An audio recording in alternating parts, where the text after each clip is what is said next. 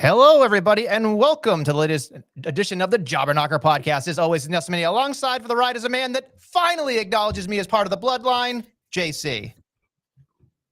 That's the only thing with your name that I acknowledge. I'm wearing a Nestle Curse t-shirt. Christ. That is the only way that you will get acknowledgement from it's JC. Yeah, Nestlemania, we just got through War Games, which was part of I'm a Survivor, I'm a Forgiver. We're going to have series, but not actually have any series matches. Do you even know the words to Survivor by the, Destiny's Child? It's a classic. I just gave you the words to the Survivor Series. You got none remix. of it right. None of that it was a right. Survivor Series remix version, Nestlemania, which Christ. I wrote. So whatever the words are correct because I wrote them. Okay, fine. Anyway, we have a lot of wrestling to talk about. I think that Survivor Series was the right amount of matches. It seemed like, and it was definitely... I could have dropped one. Well, yeah, there was one, in particular we could probably get rid of if we wanted to talk about. But anyway, Survivor Series was an interesting day. It was an interesting night. I'm curious your thoughts. We'll start in, chronological order. Kicked off very well, as Hunter Hearst Helmsley said in the press conference. You get to start hot, you get to end hot. And they definitely had the women starting off, which I thought was great. I did chuckle on poor Io in that little corner spot. That was rough for her. The crossbody from Nikki Cross through the table. I'm sorry, crossbody was great. Then the table spot with wedging Belair was a nice little touch too. There was like a little chest move that I really liked. Io's backflip. I thought Bianca had blown out her knee, which scared the ever-living shit out of me. I'm curious your thoughts on everything. But the ending, of course, Becky Lynch saves the day with her ginormous leg drop that looks terrible, and everybody wins. So it's a thing. We'll get to that in a moment, but I thought this match was a lot of fun. It wasn't as story-filled as the one we'll talk about later. There were like the little things going on, but it certainly had the spots. It had a lot of people were interested in. I love Bianca coming out first. Kind of, she's like, I'm the captain. I go out there and I'm taking it, like you said. Had the injury scare there, but I mean, hey, I think we came out pretty clean considering, because I talked about my concern with these matches is like big players getting injured, because historically it has happened.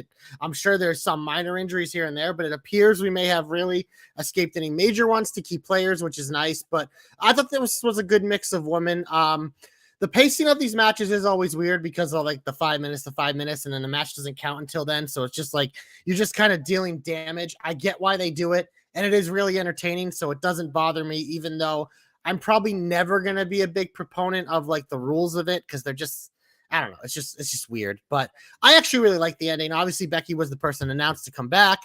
She got the big signature win. She seems to be now the center point of someone feuding with Damage Control. So hopefully Bianca can get away from Damage Control for a little bit, having Becky kind of fill that void. I know you like the shit on the leg drop, and it's not my favorite thing ever too, but when you're doing a leg drop, Nestlemania, from that far up high, like as someone who sees a chiropractor, shout out Dr. Joe, once a week, watching someone land on their tushy from that high, the freaking things that sends up your spine, that is fucking dangerous, and that can be really, really fucking painful. So shout out Becky Lynch. We'll talk about her more on Monday because she had a great week, but the man is back, Nestlemania, and you better put some respect on her name because she is one of the biggest stars in the women's division. Oh, she's absolutely one of the biggest stars in television on WWE. That's not what my debate is. My debate is that the leg drop is the most oafy looking thing I've ever seen in my life. That's what I'm going to say. She's a star. She's not, like, we've had this conversation privately. She is the star. There's no doubt about it. She is amazing. She does things better than anybody else. In the ring, she's actually pretty good. She's very good in the ring. You know what I mean? She has the best matches. She's good. But that leg drop is oafy to me. It's just oafy. It just seems like, throw my feet out instead of any impact. And again, you're saying, landed on her tushy. Her tushy landed on 2 members of Damage Control. Yeah, but it's the impact of the thing. It doesn't matter what you're landing on. Going from that high, like, that's a dangerous maneuver, Nestlemania. I think I figured it out. I think I figured out why you're such a Mon hater. It's because Jesus. Becky Lynch has orange hair. And you try to say that orange is your color, but she does it better than you. So I think you're just jealous of the Mon, like most people. And maybe I should, Nestle Curse. It must work reverse on Becky because she just keeps becoming a bigger and bigger deal the more you try to put her down. I'm not putting her down. I'm just saying get rid of the move. That's all I'm saying. I thought the move looked good, and it was a great way to cap off the War It looks Games. like, listen, you know who has an amazing leg drop? Fandango. I agree. Exactly. Yeah, it was great. Watch the trajectory of him, and he just goes for it, and his ass hits the mat. Becky Lynch looks like someone pulls a rug underneath her, and she just goes whoop and falls. That's all I'm saying. Everything else of Becky is fantastic. The moveset's terrible. The manhandle slam is a terrible rock bottom. But she added that. The next thing she's gonna do is go, "Hey, Rock, can I borrow that shit shooter that you do?" Because The Rock has the worst sharpshooter of all time. He just sits there and he's like, it doesn't make any sense. So anyway, yes. Anyway, War Games, women's edition, fantastic. Not a lot of story, but a lot of great kaboom. Gotta love it. It was the hot way to start the show. I loved it. Obviously, neither of us were there. I think Joe Stopper was there. I think Dommy Feds was up in the nosebleeds, I believe. Our boy Guthrie and his friends were there. Our boy, never mind. He wasn't there. My brother Kenny and my buddy Tony were there. There was like all these people I knew. My buddy Graham was in the press conference. Shout out to WrestleRant. He was asking a question and Heyman totally shot him down. But he's doing great. So check out WrestleRant. He's doing awesome stuff. But just a great night. Moving on, it was something that, again, I want to talk about. We'll talk more about it specifically. But before we get to the Finn AJ match, I want to talk about the thread of Roman Reigns and Jay and Sammy throughout the night. It started on SmackDown too. So yes. And I think that's the issue that they had was how do they thread the needle with this kind of format, right? Like we know the match is going to be interesting, but they made you think about it the entire night. There were multiple segments. Yes, my tribal chief, let me call him. And then like they had the hug, let's go do this thing. All of it was working and it was wonderful. So I just wanted to give a special shout out to them for working extremely hard to make this not even just a payoff in the cage, but a payoff throughout the night. It was definitely something that was a positive of War Games. But moving on to another positive, AJ Styles versus Finn Balor, the Too Sweet edition, I guess they could say. Everybody was definitely into this one. Everybody thought it was great. I love the Gaga between the two sides. And then, of course, they had to brawl. So when I saw the Gaga and everything spill out, I thought to myself, well, AJ's winning this one. He's lost 3 years of singles matches on pay-per-view. I should have picked him. And Finn, as we've seen, is bulletproof. Yeah, seriously. Clearly, because I mean, all the guy does is take L's and nobody seems to care. I don't care. I mean, look at those abs. If I had abs like that, bullets would bounce off me too. Yeah, obviously, right? But the thing is it wasn't the best match on the card. Everybody was sitting there saying it's match of the year. God, no. Hey, it can't be when you have 2 War Games matches and then a freaking triple threat, which we'll get to. Oh, my God. I got to tell you, that the AJ match and Balor, I thought something was wrong with me because I just saw my timeline blow up about how great it was. And I'm sitting here you and got to remember, especially with your timeline, it's a lot of just like, big time wrestling fans. And this is something they're going to whip their pants off for. No, not necessarily that. Cause it's not all that, but it's just like those are 2 of the more beloved guys in wrestling, and you get a lot more of the diehards. Like this was a match for the diehards. So whether it was kind of like a lot of AEW matches, cause that's pretty much like diehard central. If you get 2 guys that they really like, even if it is, cause I thought it was a fine match. It was obviously nothing special compared to what we got the rest of the night, but it's just like, they're gonna like it no matter what, So it is what it is. It is what it is. That's the best way to put it. Moving on to something else that I wanted to talk about. I don't really. What is it? I wish I took a nap. What does he say, Bertsky? I wish I took a nap through AJ and Finn after, and then the match after it. Well, thank you for adding that into what we call a segue in the biz, Bertsky, because the next match, unfortunately, was not for anybody. Shotzi versus Ronda Rousey. You can't sugarcoat it. That was fucking awful. What did I tell you last week? I said, how is there any possibility where you take Rousey, we know what she is, but then Bocce herself, Blackheart, there was no fucking chance this match. Look, I like both these women. I like Shotzi a lot. I appreciate her effort. I think she's a fun character. I understand why people like her. I really like her too. But in the ring, she ain't it. That's why I don't know if she'll ever be like a singles champion or anything like that. And this was just it was a cool opportunity to give her. This was a nice card to kind of hide it on, and kind of put that notch in Ronda's belt. But it was just we knew there was no fucking way in hell that this was going to be a good match. And it wasn't. I will say this much. I would like to probably put 90% of the blame on Shotzi. No. Maybe that's not fair. Yeah, that's not fair. I'll give it. It's got to maybe. You know what? I'm going to go the other way. It's going to be 80% on Ronda because that was the biggest fucking flip flop I've ever seen. Oh yeah, but here's the thing, right? Flip flopped 170%. Math is not my my forte. Ronda, I was going to give it to Shotzi because she's botchy.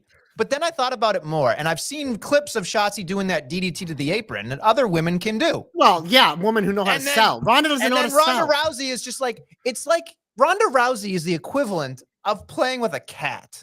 Like, cats are kind of limber when they want to be. They're also incredibly dumb animals sometimes. So they just fall and hit themselves. A lot of cat people. Oh, I'm a cat person. I'm just saying. There's something about her where it's like, she's athletic. She's a star. She can punch people. But she doesn't bump. Well. That's the thing. And I said this before with Ronda, and it's just the expectation for us to think she's going to bump is she literally has been trained her entire life to not show weakness and not sell moves because she is trying to kill her opponent or get points from the judges by no selling damage. So literally from her going from MMA being the biggest killer on the planet to this, it's the complete opposite of what she's done her whole life. That's why I give someone like Shayna Baszler a lot of credit because she can sell decently well. She's not the best seller in the world, but she's someone who is of that same type of mindset, had to completely change it to come to wrestling. Now, granted, Shayna had a lot more training and time to adjust than Ronda has, but it's one of those things with Ronda. It's one of those expectations we got to throw out the window because it's never going to happen. That's why as long as she's around, she kind of has to be booked as the champion or the dominant force because there is no other way. Same thing with Brock Lesnar. They don't book Brock Lesnar to be a fucking bitch and whatever, but no, but Brock Lesnar can sell. Yes, he can sell, when but he sells. He's the best seller. But he was also trained to be a fucking wrestler and then became an MMA and then came back. So he's just Brock Lesnar is one of the greatest of all time. We understand Ronda is never going to be in that category in terms of whatever, but that doesn't mean she's not a dominant force. So especially when you put her in some of these matches, that's why the Liv one was tough too, because it's a lot of Liv's offense would have to been these weird athletic moves that require Ronda to sell because she's much smaller. It obviously they weren't as bad as this, but they don't work. But Shotzi's kind of the same way, unless if it's going to be a violence match between Ronda and Shotzi, a street fight. It ain't going to work. And obviously we weren't going to do that because we just did that with Liv a month ago. So this is what we got. It was bad. And I think we need to wash it out of our mouth. Let's have a moment of silence. Everybody grab a beverage and let's cleanse our palate. That's been a long morning for me. I didn't get enough sleep. Anyway, moving on to something that I thought was really cool. The triple threat match. Had zero expectations of this being blowing my socks off. I was watching this thing going, holy fucking good goddamn. How can you have zero expectations? I came on this podcast last week and I said this would be the best match in the card. It's the card I'm most looking forward to because it is three fucking guys who are absolute studs who have carried the company this year, and the chemistry between the three is off the charts. And this was a beautiful fucking spectacle of enjoyment with these guys. And then you had the twist at the end, which none of us saw coming. And the other thing too is it made me laugh because it's just Triple H in the press conference was yeah, 2 weeks ago, you guys were saying he was buried. He had the worst year ever. And then look, two weeks later, he's the champion. Shut the fuck up and let me do my job. So it was just so funny, but he's a mid-card champion though, again, which he already was. No, I get the Money in the Bank represented him going to the next level. I get what that. The Money in the Bank did is, yeah, sure, he didn't reach the next level, but he's got knocked back to where he was. So all this booking did Triple H was confirmed to us that you think he's a mid-carder.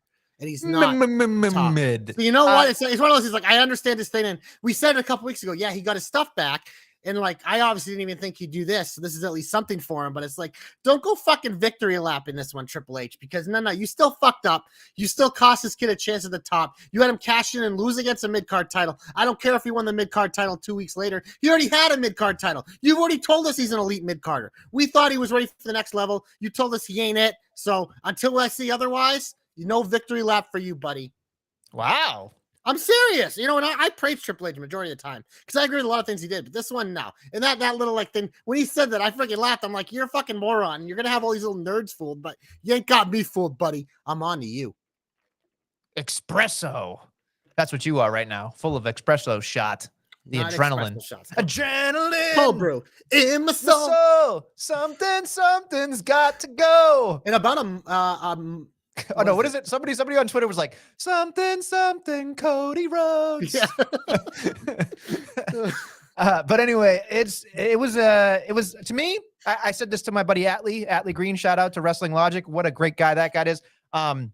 Check his stuff out. We were talking about how this might be the best triple threat match since Kurt Angle, The Rock, and Undertaker, which is high praise in my opinion, because that to me is the quintessential turn it on to show somebody how you can do a triple threat match. So this one was fun. That's pretty good. That's a pretty good comparison because that is, and I guess I haven't really thought about it in that context, but I mean, yeah, I think I'd put this one up against anything else. So yeah. Right. And again, I'm not saying it's going to be match of the year. I'm just saying in terms of a triple threat, which is incredibly hard to do, and keep your interest and go, A fights B, B fights C, C fights A, all that crap.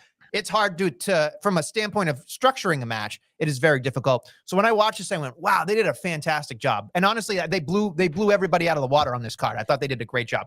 Moving on to War Games. Definitely. Okay. Were you mouthing it? What were you doing? War Games. Okay. Anyway, definitely the story portion of the program, where we had a lot going on here.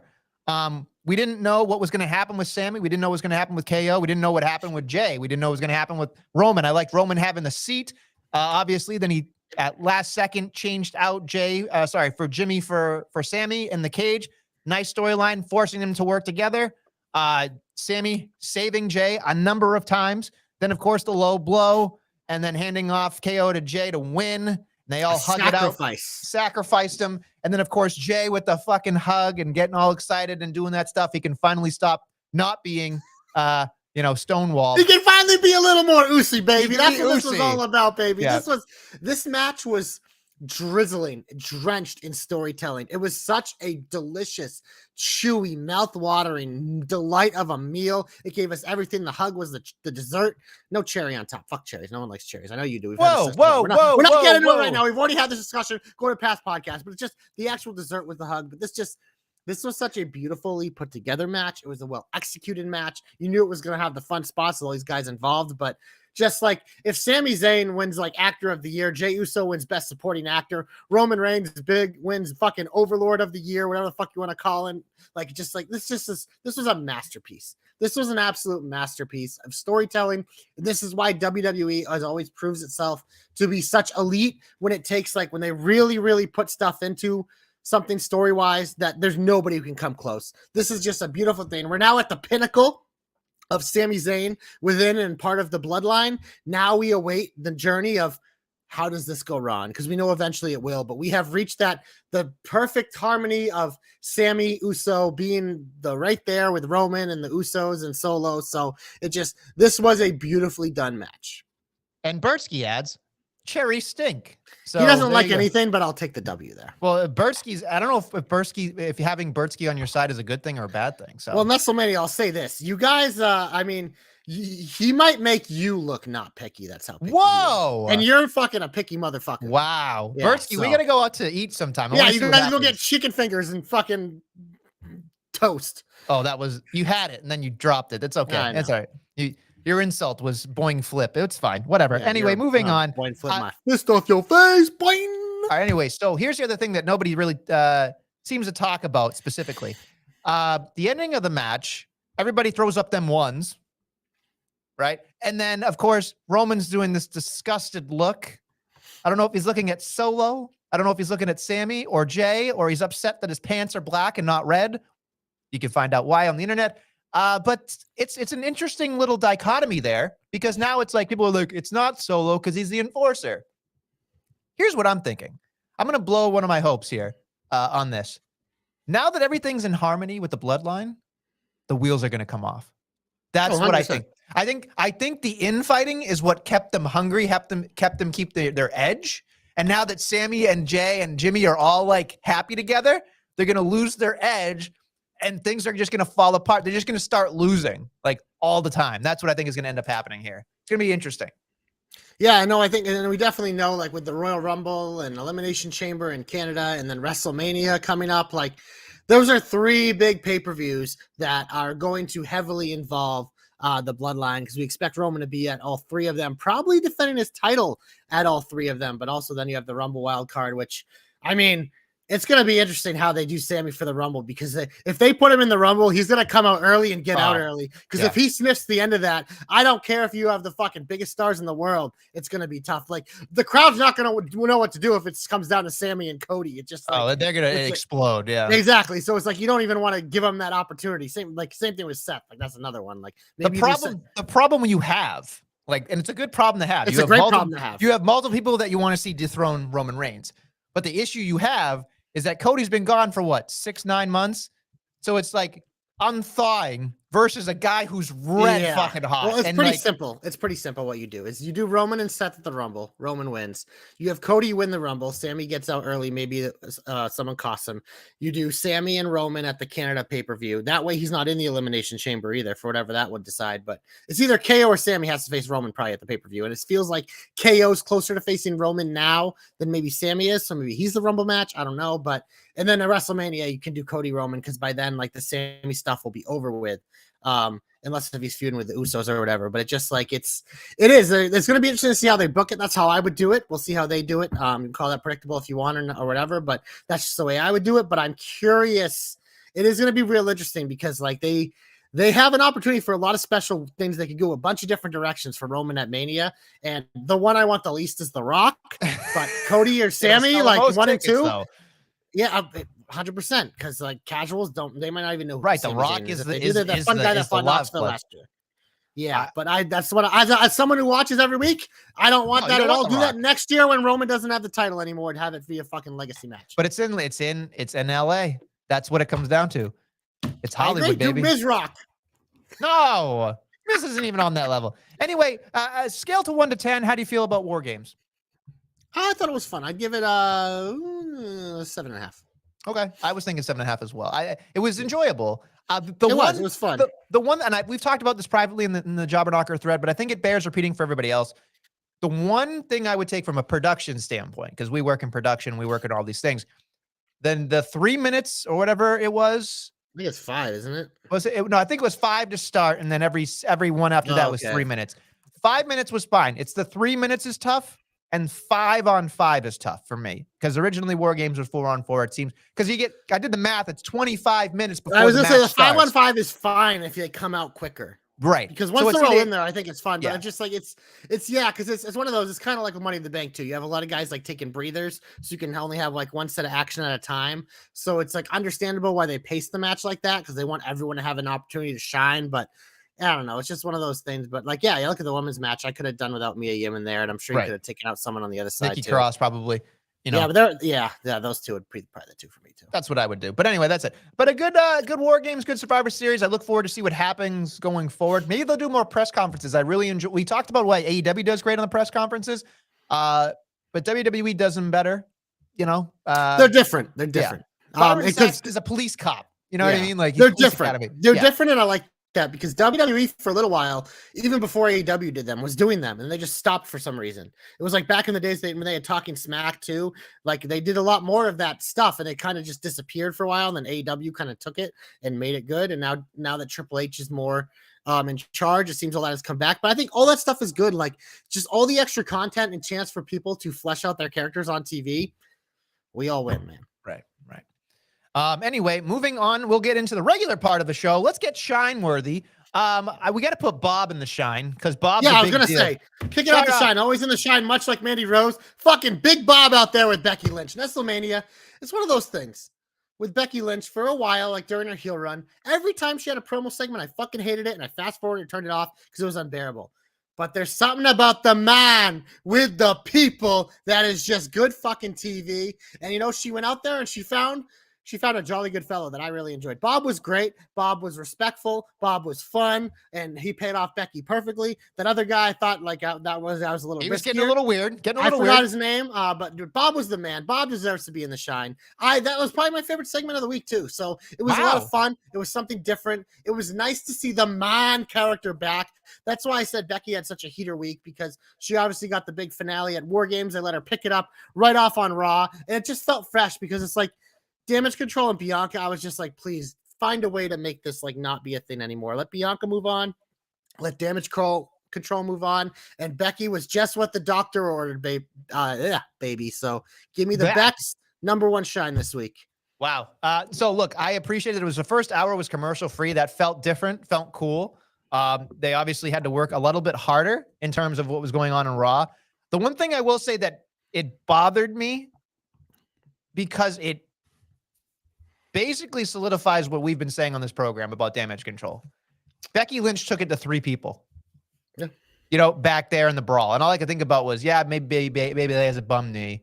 the tag team champions, whatever. But like all I could think about was the man is beating up 3 of them. The man, Nestlemania, come on. It's just like I would have liked to see somebody come to her aid, maybe something, but like all I could think about was Damage Control can't put her away. A dominant group. I don't. But they weren't dominant. I do. I completely believe that they're not dominant. Beat up all 3 of them at the same time. I'm sorry, I can't because logically in a fight, 3 people should be able to beat 1 person. That's my thought. 3.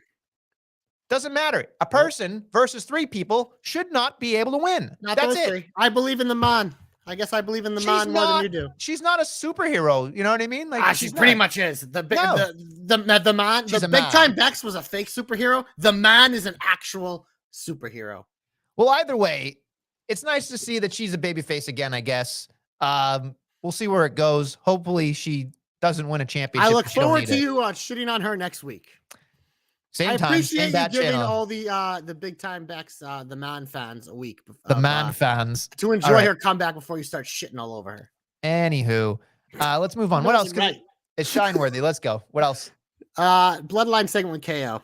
I mean, it's just like it's still good. I like that they kind of like found a way for like to not kind of do this how I was expecting, being like KO. It's like, Sammy, I'm just done with you, period. Because like I get it, man. I'm just done. I don't want to be around you. I don't want to wrestle you. I don't want to do anything with you. I'm just done with you. And I kind of enjoyed that because it was kind of like it was not what I was expecting, but like in a good way, if that makes any sense. So I did like that. And obviously we had the main event between him and Jay, which was a great main event. After Jay sticking up for Sammy, they're continuing to nail that home. But obviously KO does get the win in the main event. So it is kind of going towards your hope there of the bloodline, maybe it's starting to pile up some L's, but I don't know. KO and the bloodline's always good, but I thought like him kind of giving Sammy like a definitive like thing, being like, I'm just done with you, period. Like for better, for worse, just done. Like I thought that was good because obviously we know at some point it's going to come back around, but it's a good way to take that book, put a bookmark in it, put it back on the shelf. We can come back to it in a few months and it won't get stale. So I thought that was good. Yeah, again, I am curious to see what happens. Obviously, if you read the dirties, you hear that somebody got a busted eardrum, so KO may be out and Sheamus might be in. But again, the way they wrote Raw, you never know. So it's interesting to me to see that dichotomy happen because you never really know anything because we're not part of it. But I think KO makes the most sense, like you said, especially Royal Rumble season. Makes a lot of sense. We got a month, about 2 months almost before then. So that's why I feel like KO could be like an end of the year type match. And then we move on to someone else, or who knows, maybe Sheamus is the end of the year type match and KO's later. But it's going to be interesting because the day 1 pay-per-view is gone. So I don't know if there's any live events before the Rumble now. I think we might have nothing. So, I mean, they have that India pay-per-view apparently that's going to be happening, but I don't know. That'll be interesting to see how they handle that. I don't know how they're going to handle all the top stars go over there or not. Maybe I don't know. I have no idea. Anything else? I mean, I feel bad not including things on SmackDown, but I feel like SmackDown's kind of like the forgotten match. It's a go home show. I mean, I will say Ricochet beating Braun was a surprise. Yeah, so I will say this much. How do you feel about that? 2 of your favorites. Do you care? I mean, I thought the way they did it like made sense and was good because I thought it was a surprise, because we thought, especially after last week, we thought it was pretty straightforward. It was going to be Braun and Santos, and I just every now and then when they kind of like zag when you zig, like I think that's good. So I'm not upset with it. Like you said, it's 2 of my guys either way, so it was a win-win for me. And Ricochet probably didn't need it more because with Braun, does that affect him at all? I don't think so. Motherfucker's still gonna roar and fucking take bodies everywhere he goes. But for Ricochet, it's a pretty big win, and now he's in a big spot. Do you feel like it's we all kind of know the World Cup was kind of a thing anyway. Do you feel like it makes it less exciting because it's no longer having Braun in there? Like, no, because are you not excited for Ricochet Santos? No, that'll be a fantastic match. Yeah, especially and it has a lot of meaning. It's a number 1 contender match to take on Gunther. Right, but I mean, like Gunther running away from Braun made me go, I got to see this match. And maybe that's how they get to the Rumble. I don't know, but and like we said, we have a lot of time now, so it's interesting for Gunther because like you're gonna have a number 1 contender for his title, but it also feels like Braun is heavily involved there. So it's one of those things I always talk about. I like having different people like all going for it because that's how it should be. Because if I was on that roster, I'd be trying to gun for gold the whole time too. Right. No, it's fine. It's just it threw me off. It really did. It was just like, oh. It seemed logical, but now it's illogical, and it'll be fine. I doubt Santos will win, even though I would love to see him win. Clearly, Ricochet will It's win. interesting because we've seen Gunther Ricochet. That's who he beat Right. for the IC title. So it gives me pause to think that maybe they do give Santos this spot, and it's just kind of a one-off, and he loses to Gunther. Or what if Braun costs Gunther the title and Santos now takes the IC title because he probably needs it more than Gunther does at this point? As much as we'd love to see the long reign, an easy way to get that L for Gunther is to have fucking big old Braun come in and cost him, and they can feud without the title. And then you have Santos walking away a champion, which for a group that probably needs a little bit extra on the main roster, being a champion right away would certainly help that. So something to think about. Something I don't agree with, but something I agree that I don't agree, but it may have to happen. I don't know. Moving on, we got something I think that is definitely worth talking about. LA Knight and Bray Wyatt. It's interesting that I'm all in. But here's the thing: we're waiting for that match, and it still hasn't happened, right? So it feels like, is this something that we're gonna have to wait 8 weeks for? If it's as good as it's been the last couple weeks, then I have no problem. We know these guys got the gift of gab. Like, here's the thing: the minute that bell rings, it gets a hell of a lot less interesting. So right. I think you milk that puppy for all it's got until it's dry, and then you do the match, and then we move on. I will say this much: if you called the phone number, it is interesting to hear the psychiatrist talk about Bray Wyatt on that phone voicemail. So it's pretty weird, and it makes me think like we're in for some weird fucked up stuff, especially where he said, "I don't want to be the Fiend anymore." You know what I mean? So now it's like the person that's hiding in the darkness kind of thing is just, okay, well, that's the new thing now. And it's an interesting dichotomy to have because he's going to be completely different in some form or fashion. And I'm curious to see how LA Knight continues after dealing with Bray Wyatt. Like what happens to LA Knight? Because he goes back and finds another feud where he's an asshole. Like, no, I know. But that's the great part. He's Miz Light. He's not the Miz, but he's that type of character, and he's the guy that like there's always going to be a spot for him on the card because that motherfucker knows how to get heat, which means you're getting someone else over. The other thing too is just I missed the part of like anybody that faced the Fiend had some like repercussions after the fact, like lost or had to leave or something like that. He's not the Fiend anymore, though. No, I know, but I'm saying and LA Knight just came back, baby. Don't take him away from us. You're gonna make him Max Dupree again? No, I don't want him to be Max Dupree. But like, what if he was Eli Drake? Like, obviously, it's not gonna happen. But like, I like the idea of you losing to the Fiend and then you're different, you're changed. You know what I mean? So when I'm looking at it, I'm thinking that would be really cool. Like, really, really, really cool. I like that aspect of it. But if Uncle Howdy is lurking or whatever, the Mad Hatter or whatever that mask is sitting there in the darkness, eventually we got to know it's Bray. Like Bray's against Bray essentially. But this to me seems like it could be a good cinema match, personally, because I think they can talk. Knight and Wyatt, yeah, it'd be interesting. It'd be interesting, but I think now with the crowds, it's a lot harder to do those. I agree. But if it's like a holiday one, then you can get away with it. I think.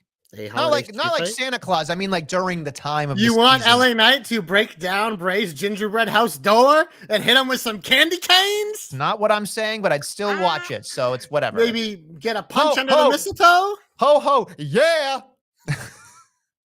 Ho ho, yeah. Yeah. Let me talk to you. Ho ho ho.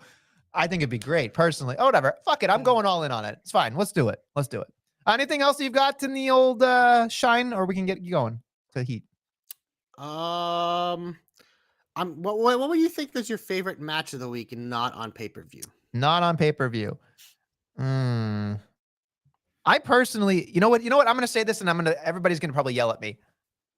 I had zero expectations for Miz and Dexter Lumis, and I was very surprised.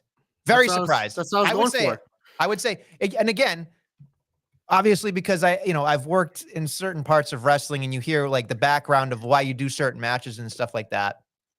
And all I could think about when I was watching it was one of my friends who's a promoter says, if I don't have trust in something, it's probably going to be a street fight because you can't fuck up a street fight, right?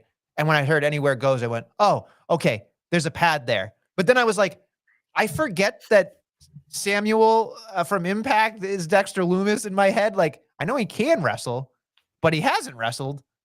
You know what I mean? So it's like when I was watching him, I'm like, oh no, he can do forward rolls. He's athletic. He can go. He's probably more athletic than the Miz. He's just got a creepy gimmick. And I went, maybe I'm not gonna hate Dexter Lumis on the main roster. I don't know.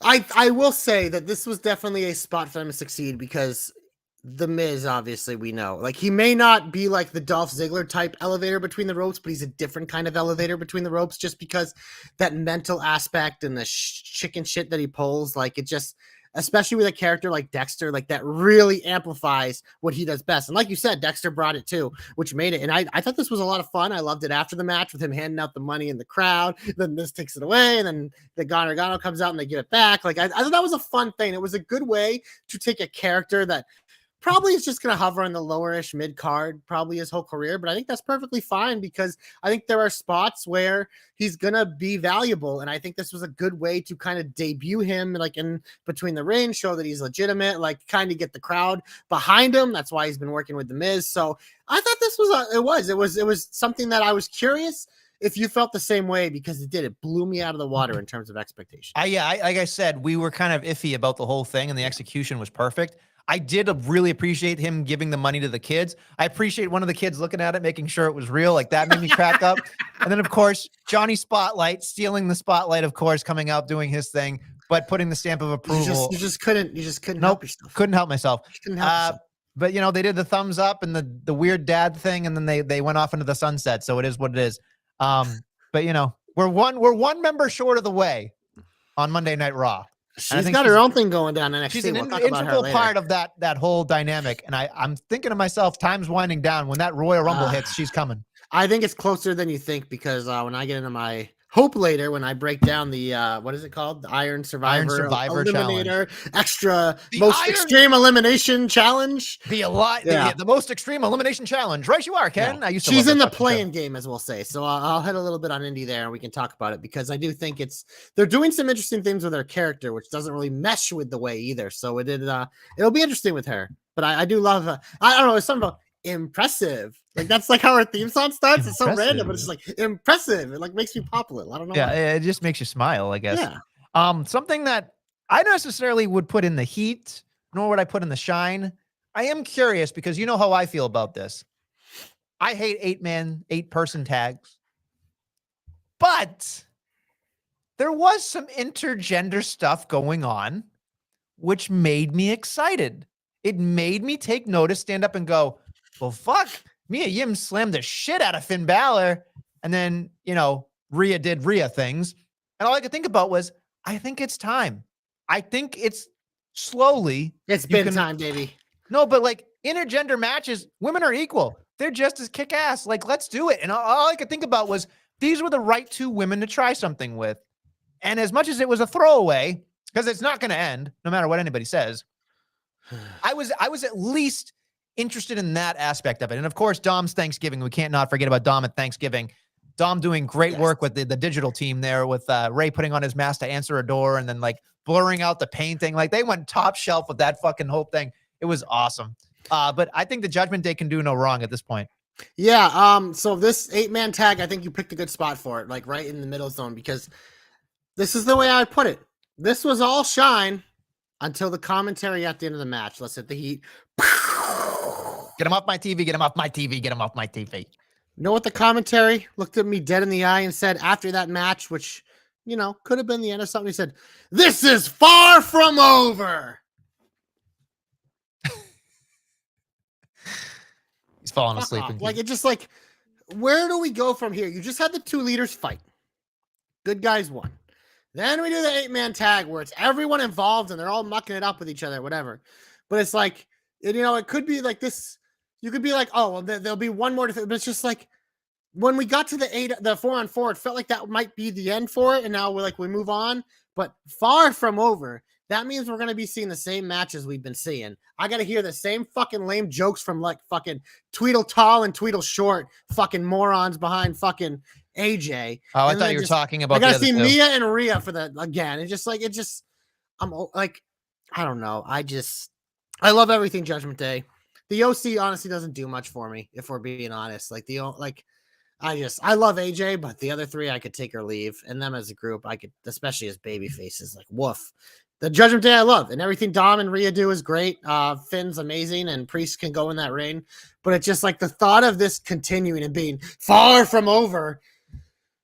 I didn't even pick up on that, to be honest. Right at the end of the match, like I was literally, I literally typed out my notes for the match. Yeah. Put it under. I should probably call it Shine and Heat, but I have likes and dislikes. It's been like that since we started doing this. I've never changed it.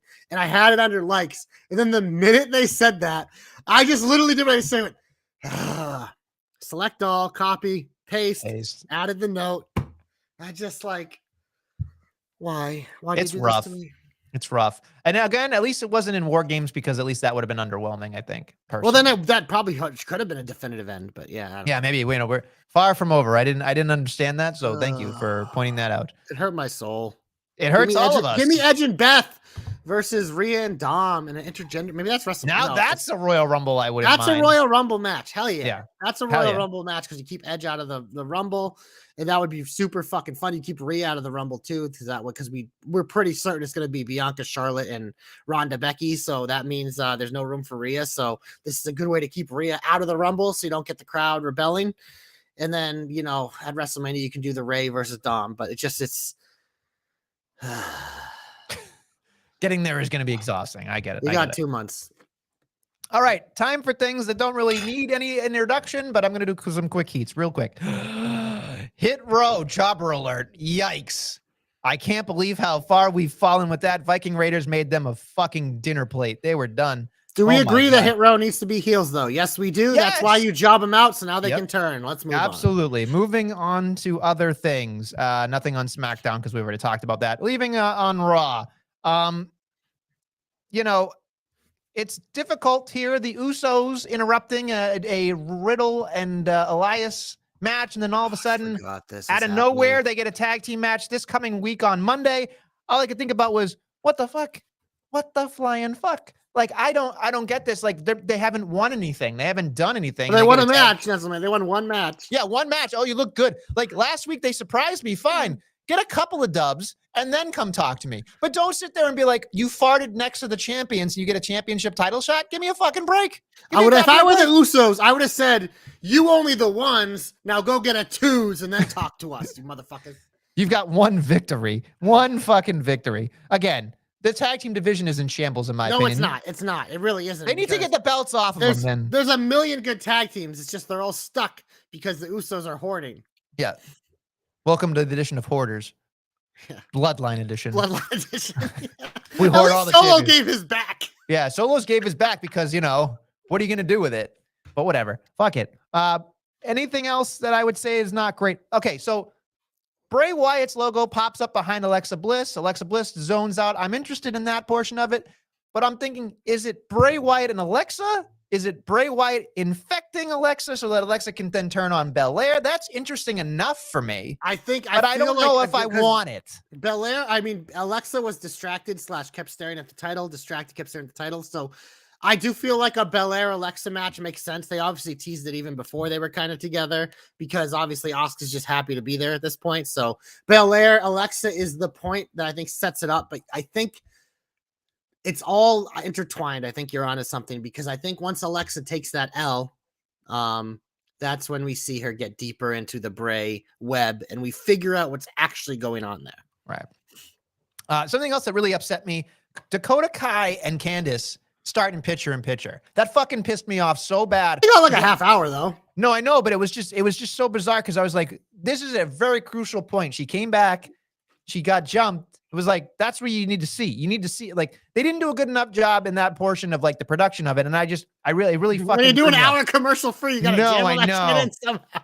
I know it's a tough spot to be in, but Candice LeRae can be a real good, serious babyface here. I think going forward, Candice is very good. I think the crowd likes her. She got a great moveset. She seems likable enough. So I when I watch her, I go, okay, like she's in the category of Alexa Bliss for me. Like you can do whatever you want with her. Yeah. For me, I know because they obviously have the similar hair and stuff, but it's just like Alexa for me is like probably like 70% character, 30% wrestling. Candice is probably 70% wrestling, 30% character. So they're kind of like the inverse of each other. So I get it, but I just the one thing I worry about with Candice is she's almost too good for her own good, kind of like Dolph, where I think she's gonna be like a kind of like Finn has been. Like those guys that just kind of get in the spots where you're constantly elevating others.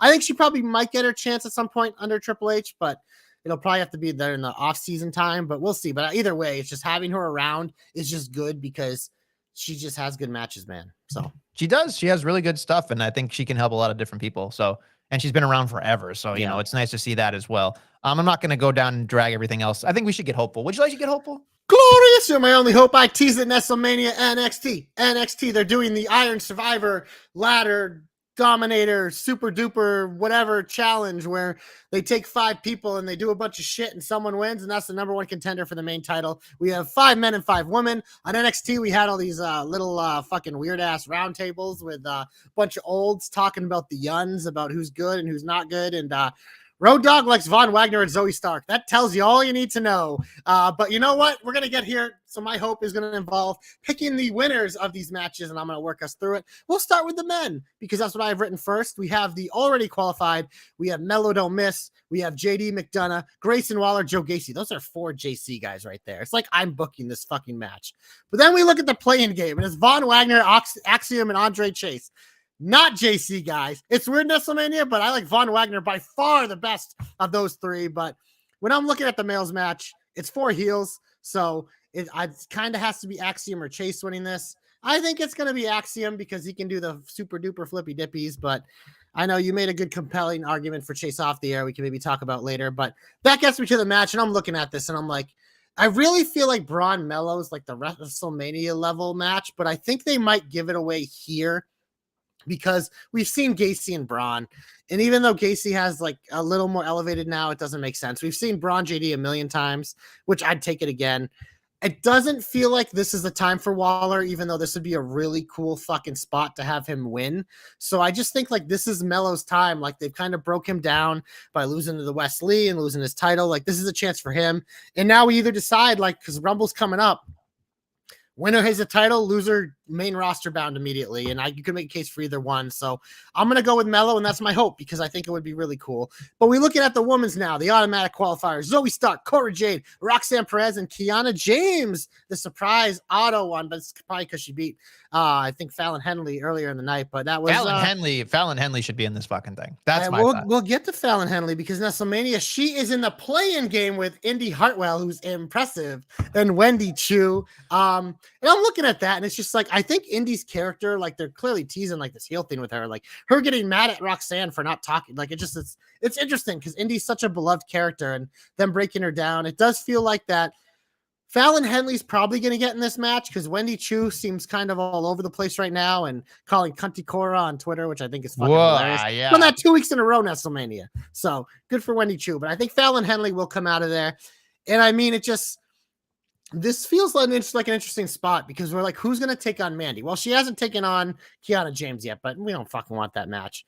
I don't know if it's time for Roxanne Mandy part 3 or whatever it would be, because I do feel like the next time they fight, Roxanne's taking the title off her. So I think this might be a good spot for Cora Jade, and that's kind of my hope. She has a lot of momentum going right now. Obviously, it sets up the heel versus heel. It doesn't bother me because honestly, this will probably make Toxic a little babyface in this, just because Cora's done such a good job. And I want to kind of see this better version, much improved version of Cora Jade take on Mandy, because we haven't seen the heel Cora take on Mandy. We only saw like the fruity baby face that people like love hated with. So I think that would be interesting. So Braun, Mello, and Mandy Cora would be my hopes, because I think those would be the most interesting matches we could get at this point. So hashtag JC's hopes come true. Hashtag JC knows. Hashtag $1 million ladder challenge World Cup extraordinaire tournament of Survivor Irons. I will say this much. I am not excited for the actual match. I'm just not. Interesting. I'm intrigued. I'm intrigued. I will say last night on NXT on Tuesday, they did a fantastic job with the discussion and the panel and making it feel like it wasn't just wins and losses. When they said that thing about, let's not look about analytics because none of us like analytics. Let's look at it from like calendar year to calendar year. When I heard that, I went, that right there sold me on it. Like that was a fantastic little nugget, because all I could think about was, yes, there have been amazing people on NXT who don't necessarily have the best win or loss record, but have really contributed throughout the entire year. So if Deadline is going to be like that every year, then I'm okay with it, because I think that gives some value to your whole year. You know what I mean? Would you say that is impressive? Impressive. Yes. I don't know. I never even noticed that until you. It literally, it's the beginning of everything. Every time I hear it now, I love it. It's becoming one of my favorite themes. But I do want to say, shout out our boy TJ, who is back on the NXT beat. If you haven't noticed on jobberknocker.com, he is back on the NXT beat, and he has another article to get you caught up on NXT, provides analysis. So make sure you check that out on jobberknocker.com, as well as the Joe Stoppers AEW report, which is still going strong, baby. Yeah, they're doing a great job over at The rivalry is back. The TJ Joe rivalry. Yeah. That wasn't a rivalry that Joe likes to make a rivalry. So yeah, let's bring it back, baby. Joe, take digs at TJ in your articles again. I don't know. They might have to be separated. They're already separated by towns and states and stuff. By like the country. By a whole width of the country. But that's by okay. A couple hours Southwest flight. So that's true. You know, or JetBlue, whatever. It's fine. JetBlue's way better, but JetBlue is way better, but that's fine. Yeah, JetBlue's the GOAT. Anyway, my hope is very specific about one Austin Theory. I love the fact that he got the United States Championship back. He got his shit back. But if you watch the pregame of the bump for Survivor Series, which a lot of people did not, I didn't know that was a thing. He went around outside of Boston and just started nailing marks with shit. And he kept saying stuff like, John Cena's from this place. I'm better than John Cena will ever be. And I'm just thinking to myself, holy good goddamn. This is gonna come to a climax. Let's get it going. Come Tuesday, as our wagon says. I was so excited, and I thought to myself, oh God, he has the ability, he being Austin Theory, he has the ability. I don't know if you saw his Instagram or Twitter. He put on a Red Sox jersey with his 97 saying like, I'm the future, A-Town down, whatever. The future is now, right? All I could think about was this kid could go on a fucking tear. This kid could go on a rampage beating everybody. Like, do everything John Cena ever did in his career. For Roman Reigns. Right. But like, all I could think about was like, let's say John Cena up until he became world champion, right? Like, let him do the jokey word life stuff.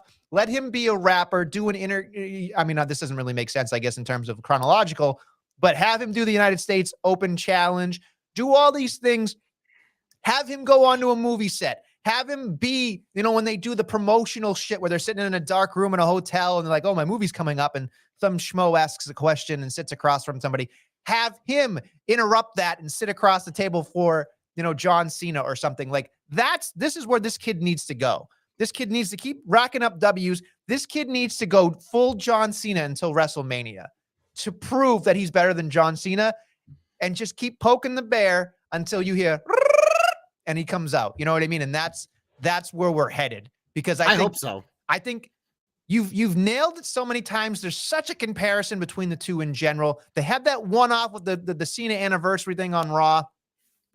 It was wonderful.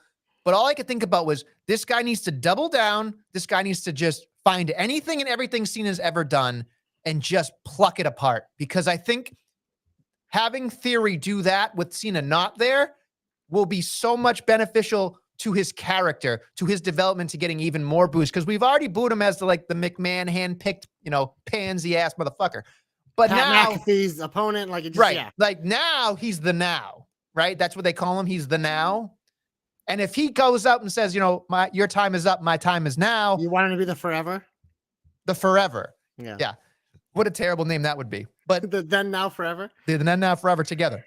But he needs to go full John Cena here. Like, I don't care if he wears the fucking, the chain around him, whatever. Changes his gear to baggy shorts. He's untouchable. He's forcing you to feel him. My God. If he did that, I would fucking lose it. I would think that's the greatest fucking thing ever. I just think that this kid has so much potential in terms of poking the greatest of all time to a point where he has to do something. You know what I mean? I think that's where I'm headed here.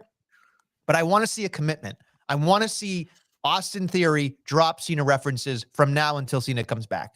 It has to happen, and it has to happen in not just a subtle way either. Just flat out, let's do it. Steal moves. Win with the if no one win with the 5-knuckle shuffle. Right. Win with the 5-knuckle shuffle. That A-Town down fucking thing is a setup move anyway. If he does the FU better than John Cena, let him fucking have it. Like, let's do this, right?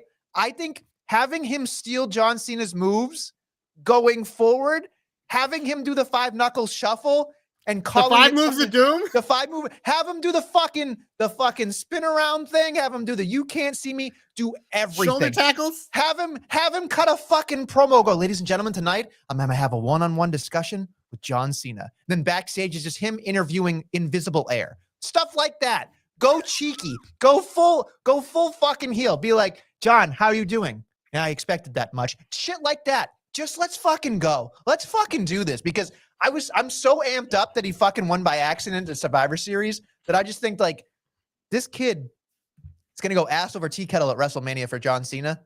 Let's just go the whole way. I cannot wait. I cannot wait for it. That's my hope. Good. Don't call it a comeback. They were gone and now they're back. Dun dun dun dun dun dun dun dun. I've been a swag and nobody can. An overhead solo cup. I should have brought on. Goddamn poor prop management on my part. I think my solo cups are blue though. So Do we have orange? We could get orange. We both like orange. I know, but theirs are red, so that's why I was trying to whatever. But Street Profits are getting my comeback. They're a stud. They're a great tag team. Montez Ford is a stud. Angelo Dawkins is a stud. I believe they defeated the Alpha Academy. Is that what happened on Raw? I believe there was a giant frog splash. There was. And they're a fun team. Obviously, they've probably done almost all they can do with the Usos. So they're either coming back just to, have great matches and be the fun, super loving Street Profits, or break up at some point. I don't know. But either way, it's good to have them back in our TV. That means Montez is healed and Angelo is good to go. And Raw is always better when the Street Profits are part of our 3 hours on Monday. So they get my comeback. Not to be full Austin Theory all day, but imagine Austin Theory defending the open challenge against Montez Ford. That'd be good. Holy fuck, would that be great? It'd be so good. So good. So good. Right? I just think that like the open challenge opens the door, no pun intended. There's so many fun little one-off. It'll probably be Ali because that's who always answers the open challenge and he loses. The open challenge Ali, machine. Ali. Yeah. Awesome. My comeback goes to one big body Javi. I cannot believe I'm saying this, folks. I was watching NXT on Tuesday with that promo with Mackenzie Mitchell, and all I could think about was this guy has such a punchable face. I fucking hate him. I hate him, but he's good. He already aggravates the fuck out of me. And I'm just like, what fucking gold can this guy find? Because when he was doing, Adam Judge, and she's like, you mean Aaron? He goes, no, Adam's his middle name. Boom. Had a fucking response. I'm like, that kid is money on the microphone. In the ring, it's also the most personality Mackenzie Mitchell's ever had in interviews. It's the one she's done with Big Body Javi the last few weeks. Mackenzie Mitchell being the foil for Big Body Javi is awesome. Like the fact that she's like, no nonsense, no nuts. Like, this is exactly what you're supposed to say. Like, oh, Axiom's here. You can finally have that match. And you fucking tried to pick a fight with him a couple weeks ago. Like, all of that shit makes sense to me. I think Big Body Javi is going to be a really good mid-carder on the main roster because he has a punchable face. He talks a lot of shit and he's delusional, which I just sometimes gravitate to the delusional a little bit. He's discount Grayson Waller, and Grayson Waller's on the up and up somewhere soon. So they're going to need someone to fill that void. It's a fucking factory. They need the next. They need Grayson Waller light. Well, that's Big Body Javi because it's one of those things like it's the same kind of trajectory. Whenever this guy's on my TV, I'm like, fuck, this guy sucks. And like, he's not that good yet, like actually, but he's really good at being annoying. So it's working. It was the exact same thing as Grayson Waller. And then there was just a week like that. It clicked and Waller became my guy instantly. I was like, this guy's amazing. And since then it's just grown and grown. This guy's going to probably do the same fucking thing. He is, oh my God, he is insufferable. But here's the thing too. Big Body Javi. What a fucking dumb name, but it works. I know. The other thing too was like, get rid of his last name. He has to be Big Body Javi. He will be eventually. But here's the other thing too. Bernal. Yeah, Bernal. But like, here's the other thing that makes me kind of chuckle. His upper body is like a melted candle. There's nothing exciting about it. There's nothing big body about it. No, there's nothing big body about him, which again adds to the lore. It's just it drives me insane how I was watching it going, I can fucking get behind this. So don't let me down, because every time I pick something, I'm always definitely wrong about everything in this world. It's the Nestle Curse as he's wearing the shirt. Go to tpublic.com/jobberknocker. Pick up your Nestle Curse t-shirt. It actually looks pretty good. I've only designed it. I've never actually seen it. So that's pretty good. But we should get to the big old finish. We got a lot to talk about here, so we should probably muscle and hustle through this. Rapid style on SmackDown. We have the World Cup Finals. Pew, pew, pew, Ricochet versus Santos. Who you got? I want Santos. Yeah, me too. I do. Santos. Raw, we have a tag team title match between the Usos and Elias and Riddle. By God. This is a thing. This is a fucking thing. And it's going to main event. So we can move on, but I'm scared the other two idiots are going to win by DQ and this will continue because, I just hope Elias turns on him, because if it's not, then we're just... We're just waiting. Yeah, let's do AEW because it's tonight on Dynamite. We have match 3 in the I Don't Give a Fuck Open between Death Triangle and the Elite. Death Triangle leads 2-0. And it's a best of 4. So clearly the babyfaces have to win this one. So what if they go down 3-0 and win 4 in a row? And then they can say Death Triangle. We've done that before. I don't get like this. This could be a whole podcast and why I don't give a fuck about this, but it's not worth my time. Maybe at a later date when we get deeper into it and you people start to get fucking a little jet lagged with it. We have Anna J taking on Willow. Excuse me. Anna J.A.S. taking on Willow Nightingale. I love Willow. I love Anna J. So we agree. So this will be a match. It'll be a match. That'll happen. We also have the Jade Cargill TBS Championship celebration, but she fired my girl Kiera Hogan last week and broke my heart. What if Kiera Hogan is the person at the thrones? I mean, God, the only person that I know might like Kiera Hogan more than me is our boy Dom. She is an absolute fucking stud. He loves her because of her Impact work. I love her because she has great hair and a nice bum, and she's actually pretty damn good in the ring too. And I'm excited now, maybe as a solo act, she'll be able to show it because she is a fucking stud. I could see her winning. I don't know. If Amber, Amber Dwayne gonna win, then it's just, I don't know. I don't think Jade's losing that thing anytime soon because I think that where else does she go after Jade that? Is so money and she's undefeated, and her being undefeated is money. So money talks. We have a Danielson versus Dax Harwood internet jerk off match. It'll be good. Yeah, I'm sick of fucking Dax and Cash and singles matches. They are the fucking tag team champions of every promotion. I want to see them face the Acclaimed. Until they do, don't talk to me. MJF finally returns and in front of a live crowd with the title. So this bothers the fuck out of me. Like you have him win. No, I thought it was perfect. No. So just let me talk. Just fucking stop. Talk. Stop stepping on my dick. All right.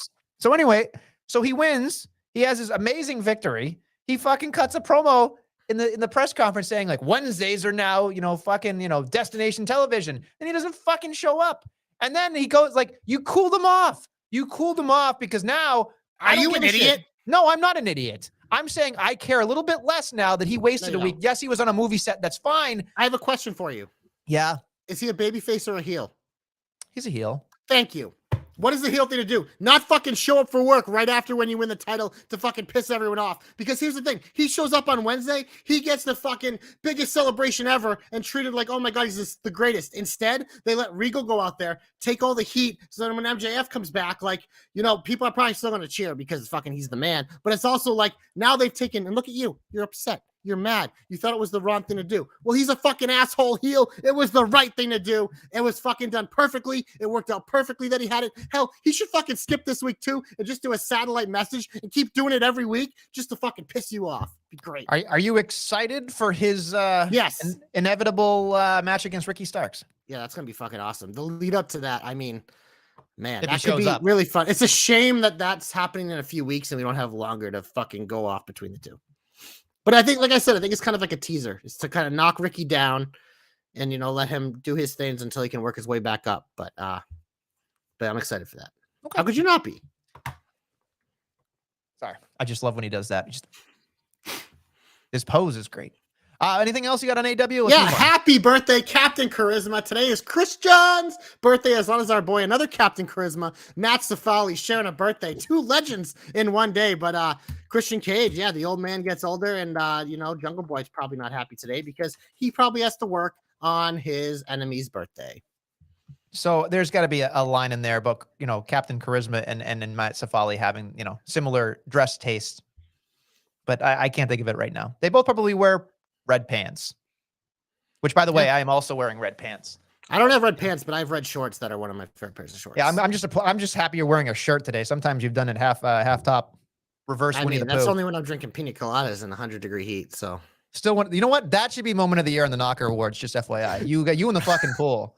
That was great. So hey, I had a good time. All right, you give yourself your own knocker. It'll be great. I give myself Now moving on. Anything else? Are we gonna move on to NXT? We're I think with NXT, obviously, since we record on a Wednesday, we normally record on Tuesday. So next week we'll be previewing next week's and likely the Iron Survivor stuff. I think we just have a little open forum here at the end. Nestlemania. We already obviously talked about Bernal a little bit. I kind of talked about the Iron Survivor challenges, but anything that you want to talk about NXT, let's put it on the table before we get out of here. I will say this much: everybody has kind of slept on this Apollo Crews thing. Them at the diner.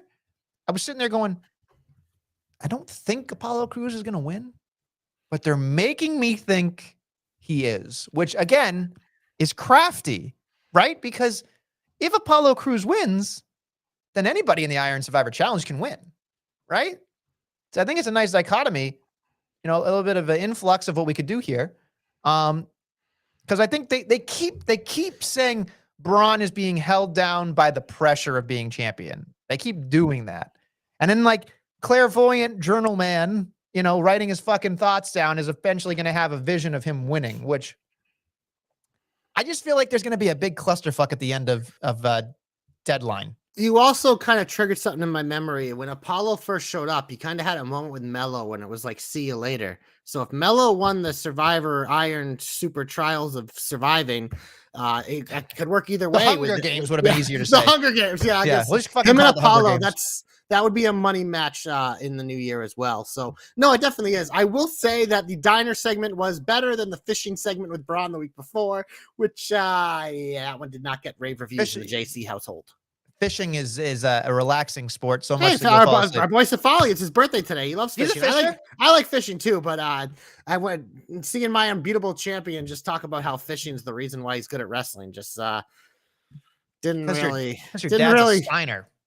It's like didn't really hit all the notes. Yeah, it's a rough go. It's definitely a rough go. It was a little bit of a stretch. But that's pretty much all I wanted to add because I think NXT is doing a great job in general. But I will say this because I like to shit on Chase University. I always shit on Andre Chase, and I find that girl annoying, Thea. Even though I agree she does have a bright future. Adding Duke Hudson to them has made them one of my favorite things every week. He is so good at just because he looks overgrown with like the Andre Chase shirt and the headband, and he just like you can just tell like. 2 weeks ago, this man decided, or a couple weeks ago, I'm all in on this. And it's just, I love to see this because we see it all the time. Like when we rave about guys like Sandow or whatever, these guys get put in these comedy gimmicks that, probably deserve better because they're big like studs or whatever. And I really appreciate when they go all in. And what Duke Hudson has proven to me, and this is like his 8th gimmick in WWE, is that he's willing to go all in no matter what the cost and make it good. So his stock in my books has gone way up. He was a guy like, I hated the fucking poker gimmick. I fucking shit all over that. Well, you said all in, so I didn't know if it was by accident. So by accident. Oh yeah, no, it was by accident because that fucking poker gimmick sucked ass, and I'm glad they moved on from it quickly. But this just like it works because obviously Chase University had a hole with the guy who got fired, and it's working. I didn't know if it would work because I've never really cared about Duke Hudson except for when he was being creepy with Indy. Like that made me laugh a little bit, but like. I care about him, and he's proving to me that this guy is an asset in this company. And he took something that I personally didn't enjoy that a lot of the people did, and now I'm in on it. I'm in on the fun. So, I just wanted to give my props to Duke Hudson. He could have been a comeback opportunity if the Street Profits didn't come back this week. I will say this much. You're going to roll your eyes, but I see we're on a collision course with Chase U and the Schism. I hope that the Schism just absolutely obliterates them. I know. Here's the thing. The Schism is such a bad gimmick, but all 4 of them are so fucking good that I have to look past the awful gimmick because the 4 of them are so talented. 4 roots, 1 tree, baby. Every time I hear that, I want to gouge my ears, but that's fine. I love Gacy's theme music. It's such a bop. I just bop, and it's not as good as impressive, but just bopping with the peace signs up, and they're just creepy. On that note, I think we should probably wrap this shit up. Thank you for listening this week on the Jobberknocker, and we'll be back next week with more Jobberknockery. And we hope that you thought we were impressive.